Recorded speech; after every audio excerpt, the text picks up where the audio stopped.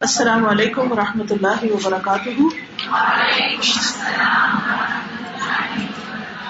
نحمده ونصلی علی رسوله الکریم، اما بعد فاعوذ باللہ من الشیطان الرجیم، بسم اللہ الرحمن الرحیم، رب اشرح لی صدری ویسر لی امری واحلل عقدۃ من لسانی یفقهوا قولی۔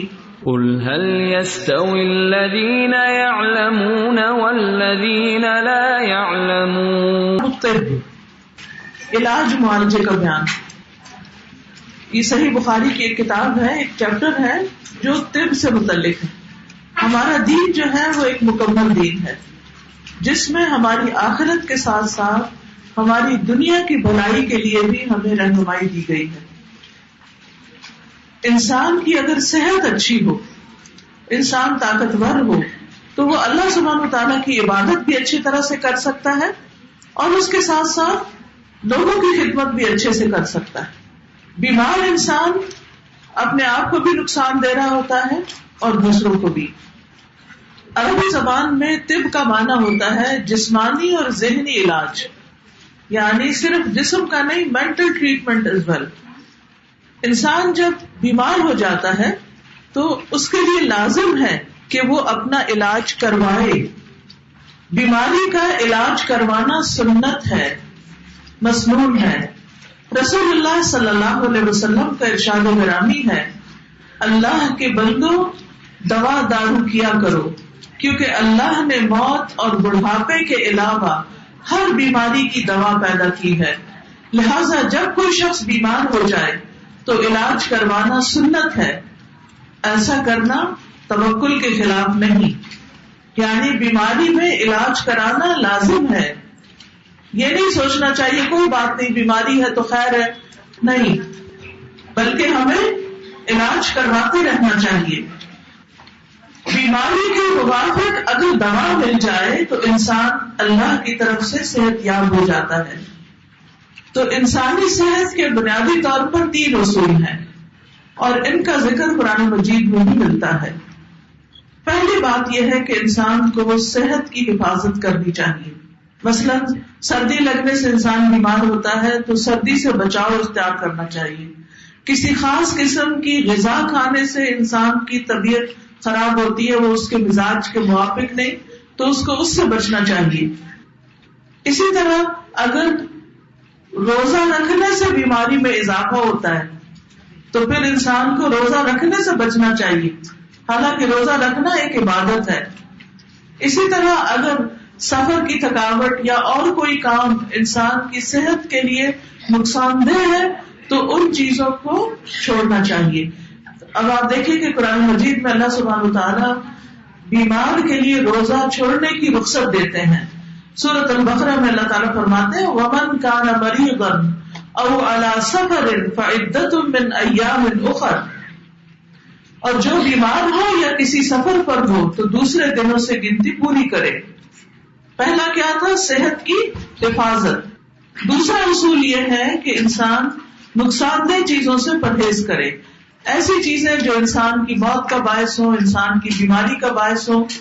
ارشاد باری تعالیٰ ہے وَلَا تَقْتُلُوا أَنفُسَكُمْ، اور اپنے آپ کو قتل نہ کرو۔ تیسرا ہے فاسد مادوں کا اخراج، یعنی جسم کی صفائی ہوتی رہنی چاہیے۔ انسان ایسی غذائیں کھائے کہ جس سے نہ صرف یہ کہ اس کو انرجی ملے بلکہ اس کے ساتھ ساتھ اس کا ڈائجسٹو ٹریکٹ جو ہے، جو اس کا نظام ہے اور جو اس کی اندر کی گندگی ہے وہ صاف ہوتی رہے۔ تو انشاءاللہ ان اصولوں کے اوپر پھر آگے احادیث پڑھیں گے تو مزید ڈیٹیل دیکھیں گے۔ کھانے پینے اور علاج معالجے کے بھی کچھ اصول ہیں۔ پہلی چیز یہ کہ کم کھانا۔ بیماریاں عام طور پر کھانے میں بے احتیاطی کی وجہ سے پیدا ہوتی ہیں یا زیادہ کھانے کی وجہ سے پیدا ہوتی ہیں۔ نمبر 2، مسلم چیزوں کو ملا کر کھانا، یعنی ایسی چیزوں کا کمبینیشن ہو جو فائدہ مند ہو، وہ بھی غذا کے ساتھ علاج بن جاتی ہیں۔ جیسے رسول اللہ صلی اللہ علیہ وسلم ککڑی یعنی کیوکمبر اور تازہ کھجور کو ملا کر کھاتے تھے، ایک ٹھنڈی ہے ایک گرم ہے، تو دونوں کا کمبینیشن جب ہوتا تھا تو وہ چیز فائدہ مند ہوتی تھی۔ اسی طرح گرم اور ٹھنڈے کو ملا کے کھانا رسول اللہ صلی اللہ علیہ وسلم تربوز اور تازہ کھجور کو ملا کے کھاتے تھے. آپ فرماتے ہیں ہم اس کھجور کی گرمی کا اس تربوز کی ٹھنڈک سے اور اس کی ٹھنڈک کا کھجور کی گرمی سے توڑ کرتے ہیں، یعنی دونوں چیزیں مل کر پھر معتدل ہو جاتی ہیں. پھر اسی طرح ٹھنڈے پانی میں تازہ گرم گرم دودھ اور اسی طرح تازہ گرم گرم دودھ میں ٹھنڈا پانی ملا کر بھی آپ نے پیا. حضرت عائشہ رضی اللہ تعالی عنہا جو نبی صلی اللہ علیہ وسلم کی زوجہ محترمہ تھی، وہ فن طبابت میں بہت ماہر تھی، طب میں ماہر تھی. حضرت عائشہ کہتی ہے کہ وہ دبلی پتلی تھی بہت، تو انہوں نے اپنا دبلا پن دور کرنے کے لیے کھجوروں کے ساتھ ککڑی کھانا شروع کی تو ایک مناسب انداز میں فربا ہو گئی، یعنی ان کی صحت اچھی ہو گئی. پھر اسی طرح علاج کی دو اقسام ہوتی ہیں، ایک ہے دواؤں کے ذریعے علاج اور دوسرا دم جھاڑ کے ذریعے علاج. تو امام بخاری نے اس عنوان کے تحت دونوں طرح کی احادیث کا انتخاب کیا ہے، یعنی انسان جب بیمار ہو تو دونوں طرح کے طریقے اختیار کرے. تو پہلا باب ہے باب ما انزل اللہ داء الا انزل له شفاء. باب اللہ نے کوئی بیماری ایسی نہیں اتاری جس کے لیے شفا نہ اتاری ہو، ہر بیماری کا علاج موجود ہے. یہ الگ بات ہے کہ ہمیں پتا نہ ہو یا کسی ڈاکٹر کو پتا نہ ہو. اور نازل کرنے کا کیا مطلب ہے؟ بیماری آتی ہے تقدیر سے، تو بیماری اور شفا دونوں ہی تقدیر کا حصہ ہے. یعنی اگر بیماری تقدیر کا حصہ ہے تو شفا بھی تقدیر سے ہوتی ہے. اور جب کوئی دوا بیماری کے مطابق ہوتی ہے تو اللہ کے اذن سے شفا ہو جاتی ہے، لیکن بڑھاپے اور موت کا کوئی علاج نہیں ہے.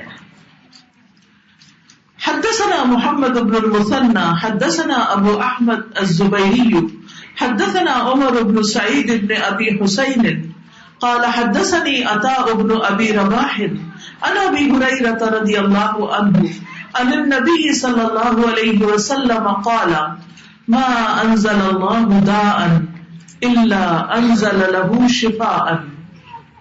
ابو ہریرہ رضی اللہ عنہ سے روایت ہے، نبی صلی اللہ علیہ وسلم سے روایت کرتے ہوئے کہتے ہیں کہ آپ صلی اللہ علیہ وسلم نے فرمایا ما انزل اللہ داء، نہیں اتاری اللہ نے کوئی بیماری، الا انزل له شفاء، مگر اللہ نے اس کے لیے شفا بھی اتاری ہے، یعنی اس کی شفا کا بھی انتظام کیا ہے.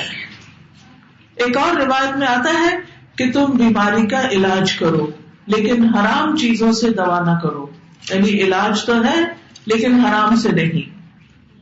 یہاں اصل میں امام بخاری اس نظریے کی تردید کرنا چاہتے ہیں کہ بعض لوگوں کا خیال یہ ہے کہ جب بیماری آئے تو صرف صبر کرو اور اپنے آپ علاج نہ کرو اور بیماری پر راضی رہو. یعنی بعض صوفیاء کا یہ خیال ہے کہ بیماری بھی اللہ کے حکم سے آئی ہے تو پھر اس پر صبر کرو اور علاج نہ کرو کیونکہ آپ کو تکلیف پر اجر ملے گا.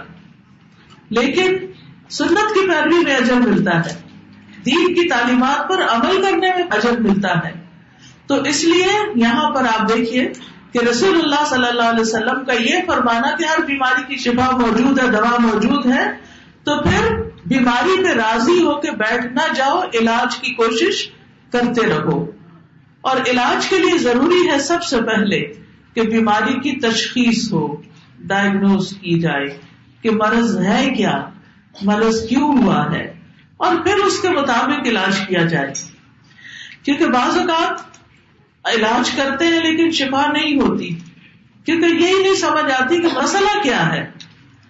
تو رسول اللہ صلی اللہ علیہ وسلم نے ایک اور حدیث میں فرمایا ہر مرض کی دوا ہے. جب کوئی دوا بیماری کے نشانے میں بیٹھ جاتی ہے تو اللہ کے حکم سے مریض تندرست ہو جاتا ہے. یعنی ڈاکٹر کو ابھی یہ نہیں پتا چلا کہ کیا دینا چاہیے، اس مریض کے لیے کیا ضرورت ہے، لیکن جب اللہ تعالیٰ کے اذن سے اس کے دماغ میں آ جاتا ہے کہ یہ دوا بنتی ہے اور وہ دیتا ہے تو مریض ٹھیک ٹھاک ہو جاتا ہے. اذن اللہ کا ہوتا ہے، توفیق بھی اللہ کی ہوتی ہے، لیکن کوشش اور محنت انسان کی ہوتی ہے. اور انسانوں کو اس علم کو پڑھنا بھی چاہیے. ڈاکٹر بننا، اس علم کو پڑھنا اگر انسانوں کے فائدے کی نیت سے ہو اللہ کے اس حکم کے مطابق تو اجر ہی اجر ہے. وہ جتنے سال اس میں لگائے گا، جتنا تھکے گا، جتنی محنت کرے گا، اور پھر جس طرح مریضوں کو دیکھے گا، ان کا دکھ دور کرے گا، تو یہ سارے کا سارا اللہ کے حکم کے مطابق ہے. کیونکہ نبی صلی اللہ علیہ وسلم کیا فرما رہے ہیں کہ ہر مرض کی دوا، اور جب کوئی دوا بیماری کے نشانوں میں بیٹھتی ہے تو اللہ کے حکم سے مریض تندرست ہو جاتا ہے. تو اس کو ڈھونڈنے کی ضرورت ہوتی ہے. تو جیسا کہ پہلے میں نے عرض کیا کہ 2 طریقوں سے شفا ہوتی ہے، ایک ہے دوا سے اور دوسرا ہے دعا سے. تو بیماری جب ہو تو 2 چیزیں یاد رکھے، دعا اور دوا دونوں ہی کریں. اب آپ دیکھیے کہ دعائیں تو ہمیں وحی کے ذریعے معلوم ہوئی ہیں، اور دوائیں جو ہیں یہ تجربات کے ذریعے بھی، اور کچھ نبی صلی اللہ علیہ وسلم نے بھی ہمیں بتائی ہیں. علاج کروانے کا ایک تیسرا طریقہ بھی لوگوں نے اختیار کر رکھا ہے. وہ کیا ہے؟ ایسا دم جھاڑ جو شریعت میں منع ہے، ایسے ٹوٹکے وغیرہ جس کا کوئی بنیاد نہیں ہے، یا محض وہم کی بنیاد پر علاج کرنا، اور غیر شرعی طریقے اختیار کرنا. مثلا کوئی پیتل کا چھلا پہن لیتا ہے، کوئی دھاگا باندھ لیتا ہے، کوئی گرے لگا کے پہن لیتا ہے، کوئی چینز پہنتا ہے. یعنی اس قسم کے جو بھی طریقے ہیں جو غیر شرعی طریقے ہیں ان سے بچنا چاہیے. کسی قبر پہ جا رہے ہیں، اس کی مٹی اٹھا رہے ہیں، کوئی جسم پہ مٹی مل رہے ہیں، اس طرح کی چیزوں سے بچنا چاہیے. یہ غیر شرعی طریقہ ہے. شرعی طریقے سے دعا اور دوا دونوں کے ذریعے علاج کیا جا سکتا ہے، لیکن غیر شرعی طریقے سے علاج کرنے سے انسان کا ایمان بھی جاتا ہے اور اس کی آخرت بھی برباد ہو جاتی ہے. دنیا میں تو علاج کیا ہوگا، آخرت ہی گما بیٹھے. تو وہ طریقے جن میں شرک پایا جاتا ہو، جس میں اللہ کے علاوہ کسی اور سے کچھ مانگا جاتا ہو کہ آپ ہماری مدد کریں. جیسے کہ بہت سے لوگ جب بچے پیدا نہیں ہوتے تو کیا کرتے ہیں، کہاں لے جاتے ہیں، درگاہوں پہ لے جاتے ہیں، مزاروں پہ لے جاتے ہیں، اور پھر کہتے ہیں کہ انہوں نے ہمیں اولاد دی ہے. نعوذ باللہ. قرآن کیا کہتا ہے، یَهَبُ لِمَن یَشَاءُ إِنَاثًا وَيَهَبُ لِمَن یَشَاءُ الذُّکُورَ. جس کے لیے چاہتا ہے لڑکیاں دیتا ہے، جس کے لیے چاہتا ہے لڑکے دیتا ہے، اور جس کو چاہتا ہے بانج کر دیتا ہے، جس کو چاہتا ہے ملا کے دیتا ہے، دونوں دیتا ہے، اور جس کو چاہتا ہے بانج کر دیتا نہیں دیتا. یہ اس کی تقسیم ہے، یہ اس کی مرضی ہے، یہ اس کا فیصلہ ہے. لیکن اگر اللہ نے نہیں لکھا تو کسی دربار پہ جانے، کسی درگاہ پہ جانے سے اولاد نہیں ہوگی. اس سے بچنا چاہیے. پھر اس حدیث میں آپ دیکھیے کہ ما انزل اللہ داء، نہیں اتاری اللہ نے کوئی بھی بیماری. یہ حسی بیماری بھی ہو سکتی ہے، جسمانی بیماری بھی ہو سکتی ہے، اور روحانی بیماری بھی ہو سکتی ہے. یعنی کوئی نظر ہو سکتی ہے، کوئی جادو ہو سکتا ہے، کوئی مینٹل النس ہو سکتی ہے، کوئی ڈپریشن ہو سکتا ہے، انسان کو پریشان کرنے والی کوئی بھی چیز ہو سکتی ہے کہ جس کو النس کہیں گے. تو یہ ساری اللہ کے اذن یا تقدیر کا حصہ ہوتی ہے، اور ہر چیز کے پیچھے کوئی حکمت ہوتی ہے، کوئی وجہ ہوتی ہے. یعنی اللہ سبحانہ وتعالیٰ کے اذن سے جب کوئی بیمار ہوتا ہے تو یہ نہیں کہ اللہ تعالیٰ اس پہ کوئی ظلم کرتا ہے.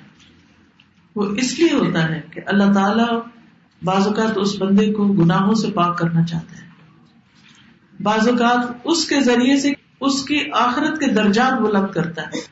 کئی دفعہ ایسا بھی ہوتا ہے کہ انسان کا جو درجہ اللہ کے ہاں لکھا ہوا ہے وہ اپنے اعمال کی وجہ سے اس درجے تک نہیں پہنچتا، تو اللہ تعالیٰ اس پر کوئی آزمائش بھیج دیتے ہیں.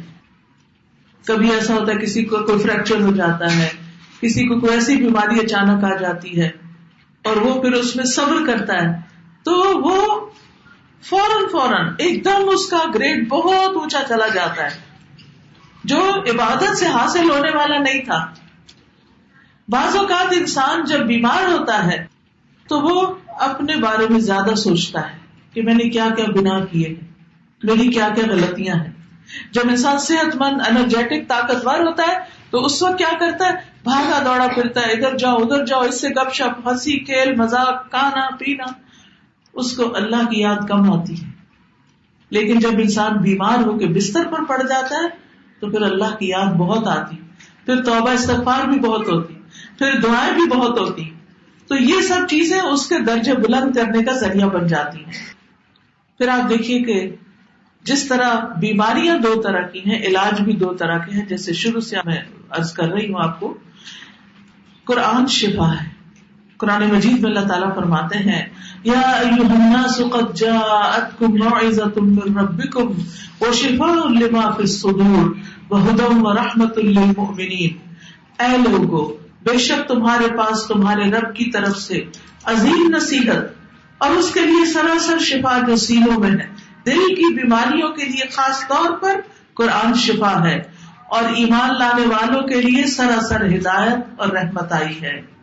تو اس لیے انسان کو قرآن سے علاج کرنا چاہیے. اور پھر اس میں یہ یاد رکھیے کہ تجربہ نہیں کرنا چاہیے کہ چلو ذرا کر کے دیکھتے ہیں ہوتا کہ نہیں علاج، بلکہ پورے یقین کے ساتھ علاج کرنا چاہیے. کیونکہ اللہ تعالیٰ نے ہر بیماری کا علاج پیدا کیا ہے، اس لیے علاج کرنا چاہیے. مسند احمد کی روایت میں آتا ہے حیث خلق الداء خلق الدواء فتداؤوا. جیسے اس نے دوا پیدا کی بیماری، ایسے ہی دوا بھی پیدا کی. دونوں اللہ کی کریشن ہے. فتداؤوا، تو تم کیا کرو؟ دوا کرو. دوا کرنے کا حکم دیا گیا ہے. اسامہ بن شریک کہتے ہیں میں نبی صلی اللہ علیہ وسلم کی خدمت میں پہنچا تو میں نے دیکھا کہ آپ کے صحابہ آپ کی مجلس میں ایسے بیٹھے ہوئے تھے گویا ان کے سروں پر پرندے بیٹھے ہوں، یعنی بہت ادب سے اور سکون سے بیٹھے ہوئے تھے.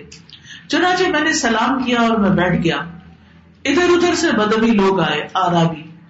انہوں نے پوچھا اے اللہ کے رسول صلی اللہ علیہ وسلم، کیا ہم علاج کر لیا کریں؟ ہمیں اجازت ہے ہم علاج کریں؟ آپ نے فرمایا دوا استعمال کیا کرو.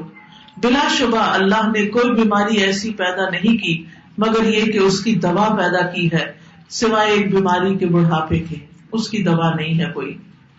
پھر اسی طرح دوا سے شفا اللہ کے اذن سے ہوتی ہے، یہ بھی یاد رکھنا چاہیے. شفا ڈاکٹر کے ہاتھ میں نہیں ہوتی، اللہ کے ہاتھ میں ہوتی ہے. اللہ کے اذن سے شفا ہوتی ہے. علاج کروانا اللہ کے حکم میں سے ہے. تو علاج کروانے کے کچھ اصول ہیں، یہ بھی یاد رکھیے. نمبر 1، اللہ کو شافی ماننا کہ اللہ ہی شافی. اللہم انت الشافی لا شفاء الا شفاؤک. ابراہیم علیہ السلام نے کہا تھا وَإِذَا مَرِضْتُ فَهُوَ يَشْفِينِ، جب میں بیمار ہوتا ہوں تو وہ مجھے شفا دیتا ہے، اور شفا اللہ کے ہاتھ میں ہے. نبی صلی اللہ علیہ وسلم جب دم کیا کرتے تھے تو یہ دعا پڑھتے تھے امسح البأس رب الناس بیدک الشفاء لا یکشف الکرب الا انت. اے لوگوں کے رب تکلیف دور کر دے، شفا تو تیرے ہی ہاتھ میں ہے، تیرے سوا درد کو کوئی دور کرنے والا نہیں، یعنی اس تکلیف کو دور کرنے والا اور کوئی نہیں.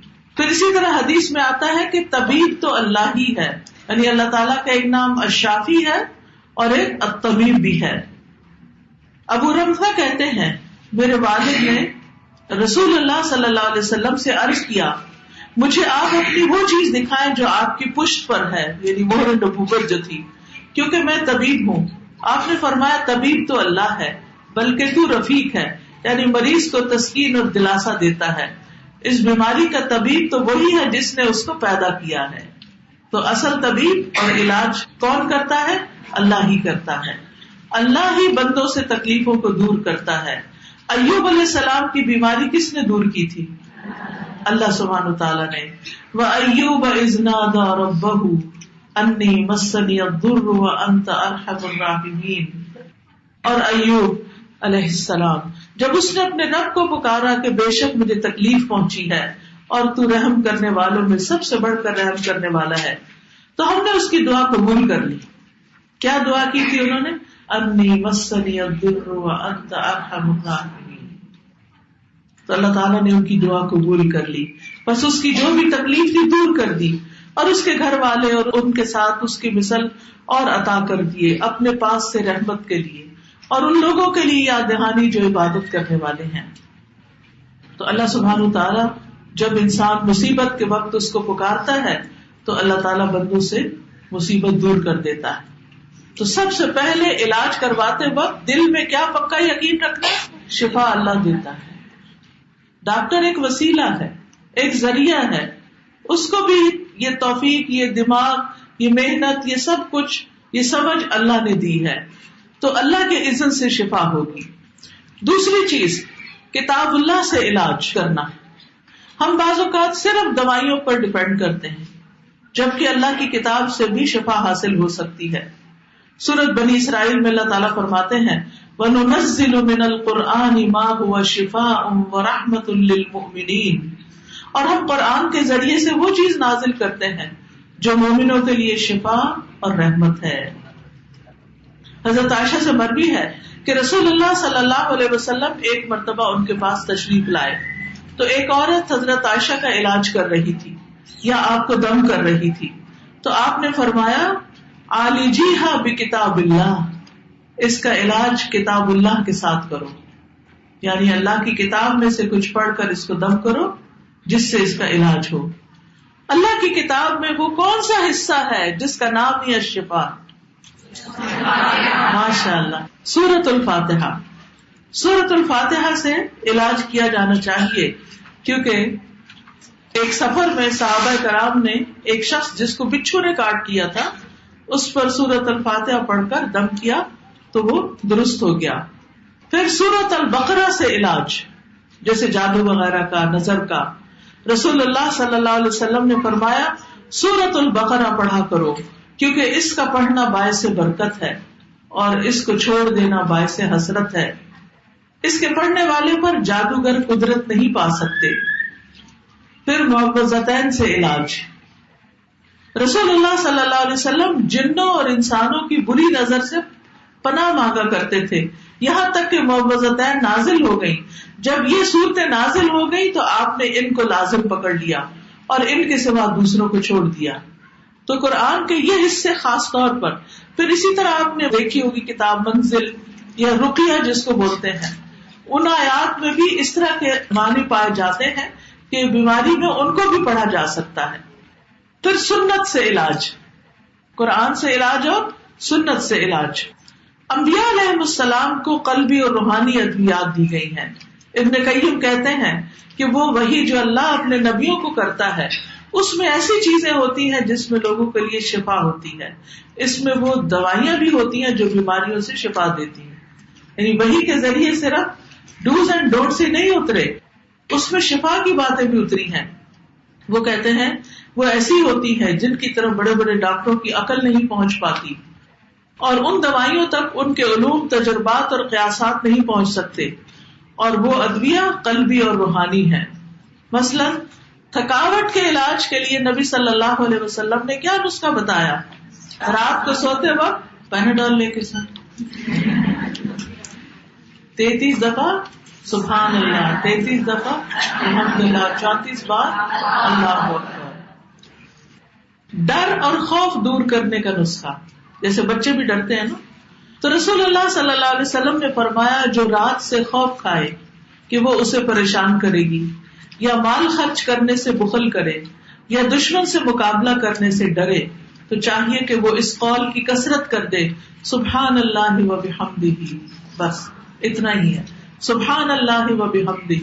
یعنی جب آپ کو ڈر لگ رہا ہو، کبھی لگا ڈر، سب کو کبھی نہ کبھی لگتا ہے، جب ڈر لگے تو تسبیح شروع کر دے سبحان اللہ و بحمدہ.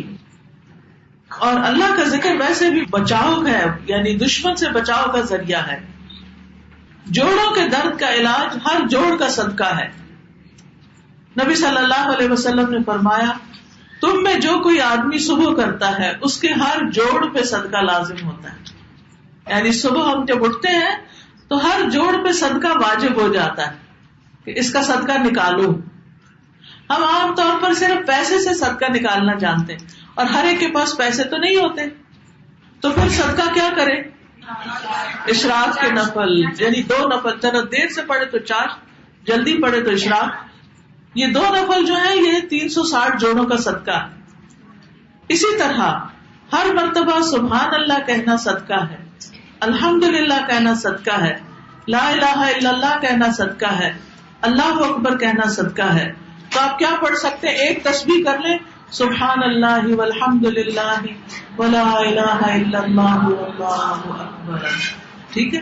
اور اگر ولا حول ولا قوت الا باللہ بھی پڑھے تو بہت اچھا ہے، لیکن اتنا کہنا بھی کافی ہے.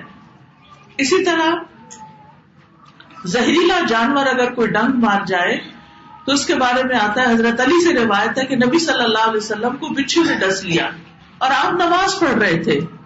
جب آپ نماز سے فارغ ہوئے تو فرمایا اللہ بچھو پہ لعنت کرے، وہ نہ نمازی کو چھوڑتا ہے نہ کسی اور کو.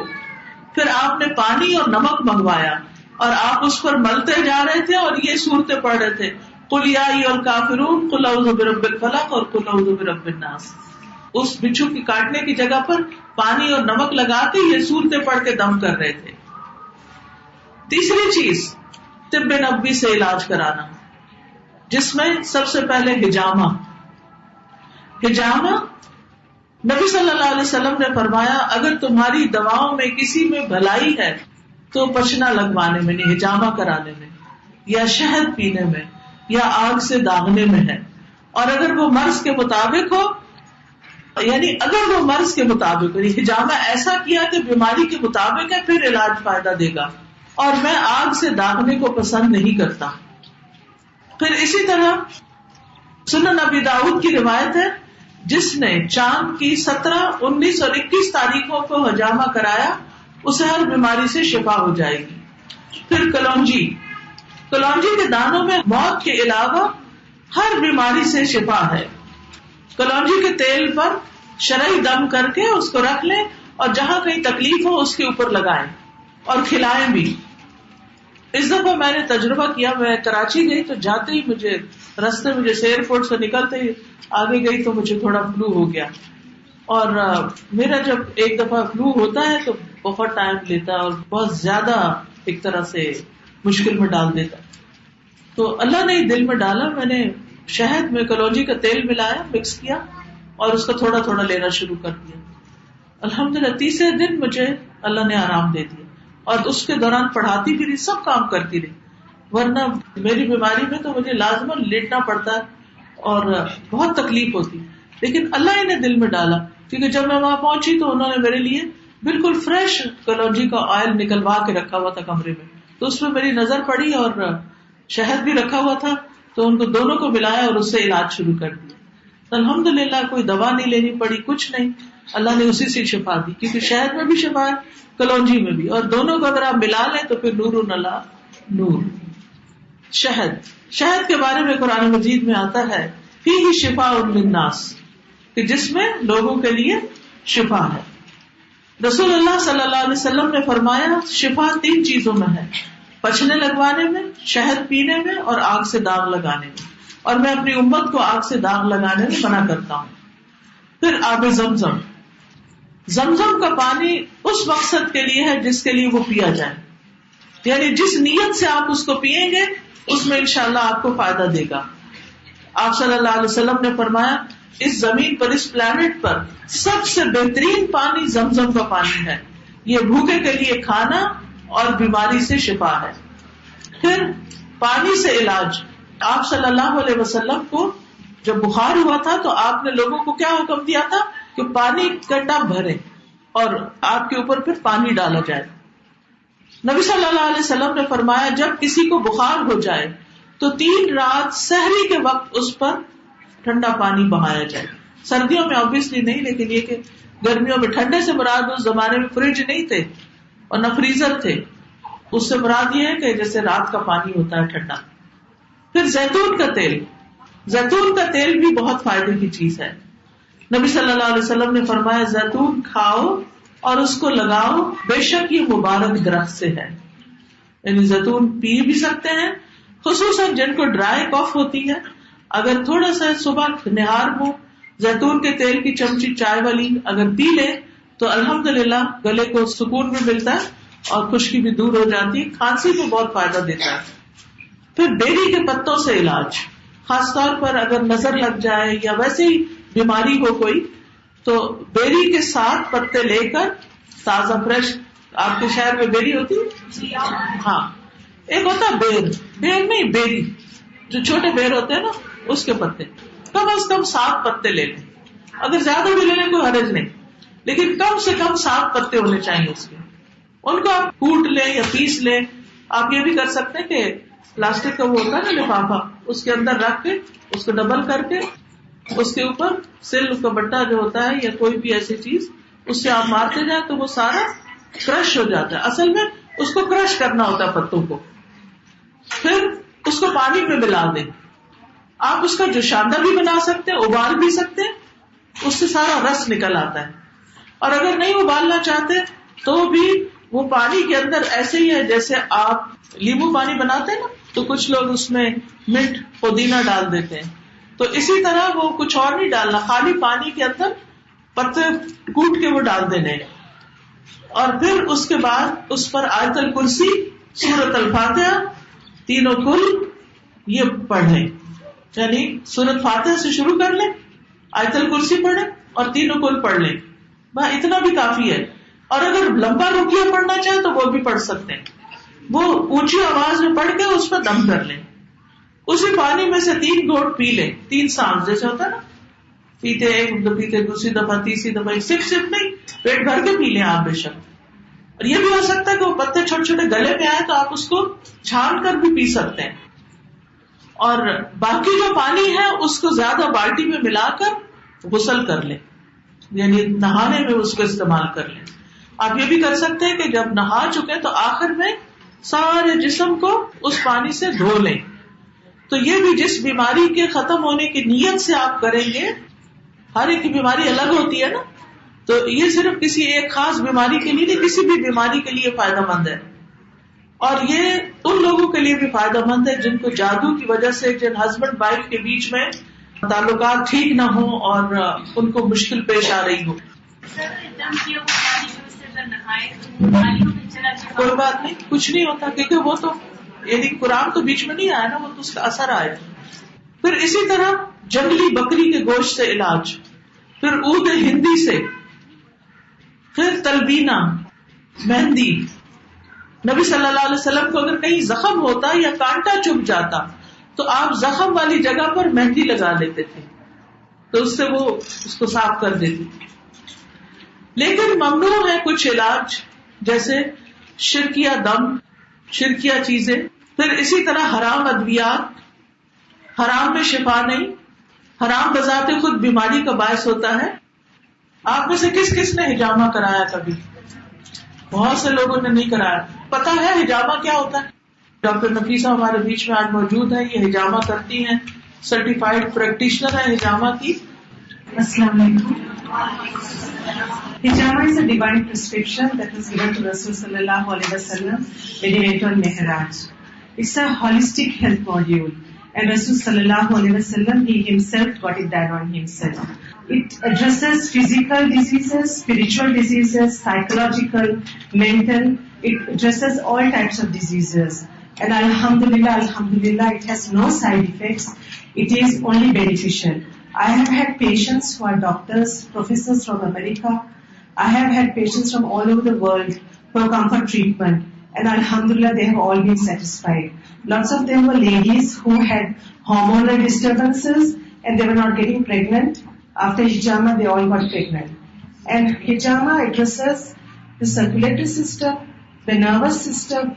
It releases endorphins. It makes you happy. It removes all the pain.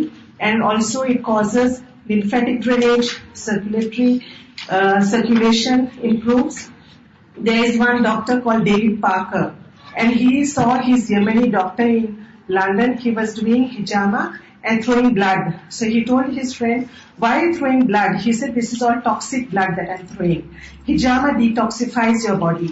It changes your blood into an alkaline medium. So then David Parker collected this blood from this friend of his, and he examined under the microscope. Under the microscope, he didn't see any healthy red blood cell. He only saw cremated anisocytes that were all broken red blood cells, heavy metals, cholesterol plaques, and he saw all diseased cells and parasites in the blood film. It's available on the net. You can see it under David Parker. So hijama is something that cures almost every disease, or depending on hikmah, with Allah's permission. Allah is a curer, and hijama should be done by a qualified, certified practitioner who observes sterility and disposable equipment. You can get it done from anybody, but make sure that there is a lot of sterility observed and all the equipment is disposed, because blood is a good medium for the proliferation of germs, and it can contaminate you and give you other diseases like hepatitis and AIDS.